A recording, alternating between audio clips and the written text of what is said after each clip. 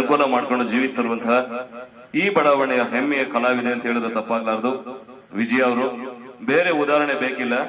ತಂದೆ ಇಲ್ಲ, ತಾಯಿ ಇಲ್ಲ, ಅಣ್ಣ ಇಲ್ಲ, ತಮ್ಮ ಇಲ್ಲ, ಮುಂದಕ್ಕೆ ಏನು ಅಂತ ಗೊತ್ತಿಲ್ಲ ಅವ್ರಿಗೆ.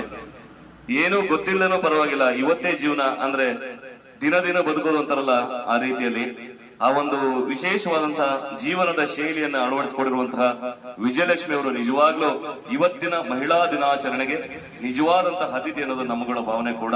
ಅವರಿಗೆ ಭಗವಂತನು ಆಯುರಾರೋಗ್ಯ ಐಶ್ವರ್ಯವನ್ನು ಕೊಡ್ಲಿ.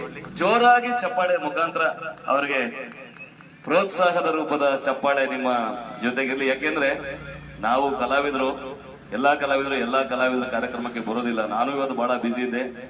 ಆದ್ರೆ ವಿಜಯಲಕ್ಷ್ಮಿ ಅಂದ್ರೆ ಏನೋ ಒಂಥರ ಸೆಂಟಿಮೆಂಟ್, ಅಟ್ಯಾಚ್ಮೆಂಟ್.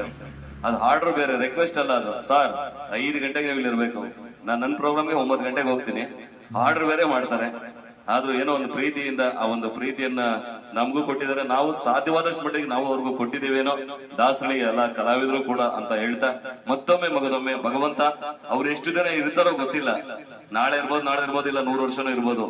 ಇರುವಷ್ಟು ದಿನನೂ ಅವ್ರಿಗೆ ಏನು ಕೊಡ್ಲಿಲ್ಲ ಅಂದ್ರೂ ಪರವಾಗಿಲ್ಲ, ಆರೋಗ್ಯ ಖುಷಿನ ಕೊಡ್ಲಿ ಭಗವಂತ ಅಂತ ನಾನು ಕೂಡ ನಮ್ಮ ಟೀಮ್ನ ಎಲ್ಲಾ ಸದಸ್ಯರವರ ಪರವಾಗಿ ಅವ್ರಿಗೆ ಶುಭಾಶಯಗಳನ್ನ ಸಮರ್ಪಣೆ ಮಾಡ್ತಾ ಇದ್ದೇನೆ. ಇದೀಗ ಕಾರ್ಯಕ್ರಮವನ್ನು ಮುಂದುವರಿಸುತ್ತಾ ಮುಂದಿನ ಒಂದು ಜನಪ್ರಿಯ ಗೀತೆಗಳ ಸಾಲಿನಲ್ಲಿ